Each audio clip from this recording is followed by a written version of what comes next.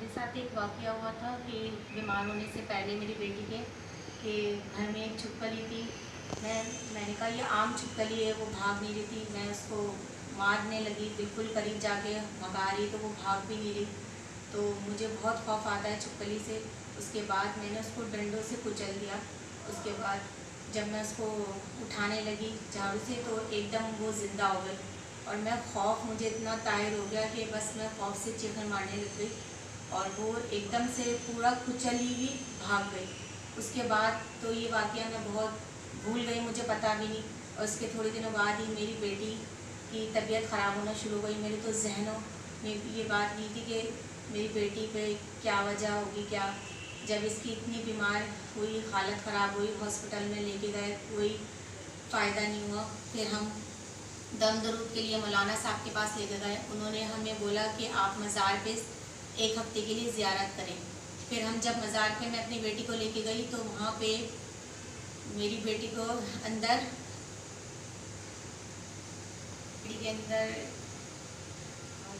हाज़िरी आई। उसके बाद उसने ज़ाहिर करा कि तुमने मुझे मारा था और वो छिपकली नहीं थी, वो मेरा बच्चा था, जिन्नात था और उसके रूप में छिपकली थी। तूने मेरे बच्चे को मारा, अब मैं तेरे बच्चे को नहीं छोड़ूंगी और ना ये कभी खाएगी ना ये पिएगी और अब तेरी बेटी को भी मैं ऐसे ही कुचल कुचल के मारूंगी। उसके बाद हम इसको 6 दिनों तक मज़ारात पे लेके जाते रहे। इसको हाजिर होती और इसकी वो कैफियत थी, इसके जिस्म पे इतने बड़े बड़े नील धब्बे, एलर्जी हो जाती थी, इतनी अजियत में तकलीफ़ में मज़ार पे जाके ही होती थी। उसके बाद जब घर लाते थे उसके बाद हम जा नहीं सके 7वें दिन। हमें किसी ने बोला था कि 7 दिन तक आपने लाजमी जाना है। उसके बाद फिर हम जब मेरी बेटी को किसी और मौलाना के पास लेके गए, उन्होंने दम किया तो ये थोड़ी इतनी बेहतर हो गई कि एक वक्त का खाने लगी, सिर्फ नाश्ता। और नाश्ता इसका इतना बेहिसाब होता था, जितनी भी घर में जो भी चीज़ें हैं जो भी वो सब ये माशाल्लाह खा लेती थी।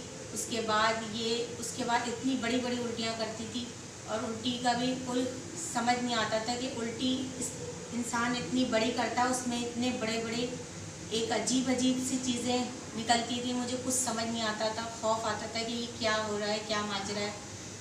उसके बाद ये फिर हमें किसी ने हाजी साहब का बताया तो हम यहाँ पे लेके आए। तो हाजी साहब ने माशाल्लाह इसका दम किया, दुआ दी। तो हाजी साहब ने हमें बोला था इसको 7 दिन तक लाना है। उसके 7 दिन से पहले ही माशाल्लाह 6ठे दिन जब हम यहाँ इसको लेके आए, इसको दम करवाया तो मैं घर लेके गई। घर पे जाते ही मगरिब का टाइम था, इसकी इतनी बुरी हालत होने लगी, इतनी कैफियत, ये रोने लगी, चिल्लाने लगी, मम्मा मेरा दम निकल रहा है, मैं मर जाऊँगी, मुझे बचा लो। मैंने फिर हाजी साहब को फ़ोन करा, उनसे दम कराया। उन्होंने कहा परेशान नहीं हो। उन्होंने दम करा। उन्होंने बोला जो मैंने दम करके पानी दिया है इसको पानी की छींटे मारो। मैंने इसको छींटे मारी। उसके बाद मेरी बेटी ऐसी बेहोश सी हो गई, सो गई। उसके बाद आधे घंटे बाद जब एकदम से ये उठती है तो इसने मुझे बोला मम्मा मुझे पानी पीना है, मुझे खाना खाना है। मुझे कुछ समझ नहीं आया, मैं एकदम से सुन हो गई कि ये क्या कह रही है। ये एकदम मैंने इसको पानी पिया, इसने माशाल्लाह पानी पिया, बिस्किट खाया। उसके बाद इसको वॉमिटिंग भी नहीं हुई, वरना तो मेरी बेटी एक घूंट पानी नहीं पी सकती थी। पूरा दिन कुछ नहीं खाती थी, ना पानी ना खाना, कुछ भी नहीं। और माशाल्लाह हाजी साहब के दम के बाद मेरी बेटी खाने भी लग गई, पीने भी लग गई और नॉर्मल तरीके से आ गई, जैसे अपनी नॉर्मल ज़िंदगी में आ गई जैसे पहले थी। माशाल्लाह मेरी बेटी अब जैसे नॉर्मल लोग खाते हैं वैसे खाती है और इसका बिल्कुल ठीक हो गई है। इसको अल्लाह ने ज़िंदगी वाली दूसरी ज़िंदगी दी है, सिर्फ हाजी साहब की वजह से। अल्लाह ताला ने बहुत मेरे ऊपर करम करा है और हाजी साहब की दुआओं और दम से मेरी बेटी आज ज़िंदा सलामत है। अल्लाह ताला इनको सेहत और ज़िंदगी दे। आप लोग भी जो भी परेशान हाल हैं हाजी साहब से आके दम कराएं, दुआ करवाएं, इंशाअल्लाह आप लोग भी शिफा पाएंगे।